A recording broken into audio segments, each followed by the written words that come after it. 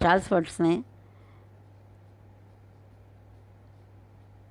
बाल अपराध के कई कारण बताए हैं और उस आधार पर उन्होंने इसका वर्गीकरण किया है, फैक्टर्स बताए हैं।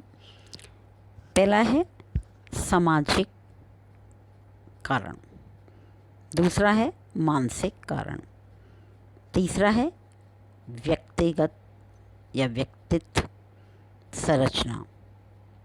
ये 3 कारण उन्होंने बताए हैं बाल अपराध के।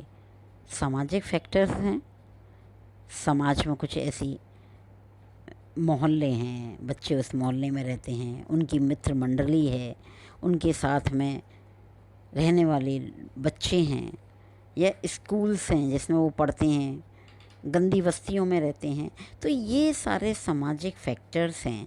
गरीबी है, बहुत सारे भाई बहन हैं, ये सारे सोशल फैक्टर हैं जो मिलकर एक बच्चे को क्या बनाते हैं, अपराधी बनाने का प्रयास करते हैं।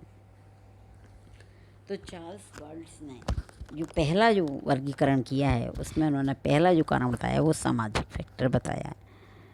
सबसे पहला जो फैक्टर है वो सामाजिक है। दूसरा उन्होंने बताया मानसिक कारण। मानसिक फैक्टर क्या है कि कुछ बच्चे मानसिक रूप से क्या होते हैं, मंद बुद्धि के होते हैं। तो मंद बुद्धि होने के कारण वो ऐसा व्यवहार करते हैं, उन्हें पता ही नहीं हम कर क्या रहे हैं, और ऐसे कानूनों को या व्यवहारों को, असामाजिक व्यवहारों को करने का प्रयास करते रहते हैं। तो ऐसे बच्चे होते हैं। तीसरा उन्होंने बताया है व्यक्तित्व संरचना। कुछ बच्चों की ऐसी संरचना होती है, पर्सनैलिटी स्ट्रक्चर होता है, किसी में कोई ऐसी शारीरिक दोष होते हैं, उनके कारण दूसरे समाज में रहने वाले बच्चे उनको छेड़ते हैं, उनसे गलत व्यवहार करते हैं, उनका उपहास करते हैं। उसके कारण उससे वो परेशान होकर कानून या समाज की विपरीत जो है व्यवहार करते हैं, और उसका जो है समाज पर फिर गलत प्रभाव पड़ता है। अर्नेस्ट मार्वर ने इसके 3 कारण बताए, वो उन्होंने दूसरी तरह से बताया। उन्होंने सबसे पहला जो कारण बताया, चार्ल्स ने तो सोशल सामाजिक को कहा, लेकिन इन्होंने सबसे बड़ा साइकोलॉजिकल यानी कि मनोवैज्ञानिक कारण, फिजिकल, फिर दूसरा उन्होंने बताया मनोवैज्ञानिक, और तीसरा बताया उन्होंने सामाजिक। मतलब चार्ल्स ने जिसको पहला फैक्टर बताया, अर्नेस्ट ने उसको तीसरा फैक्टर बताया।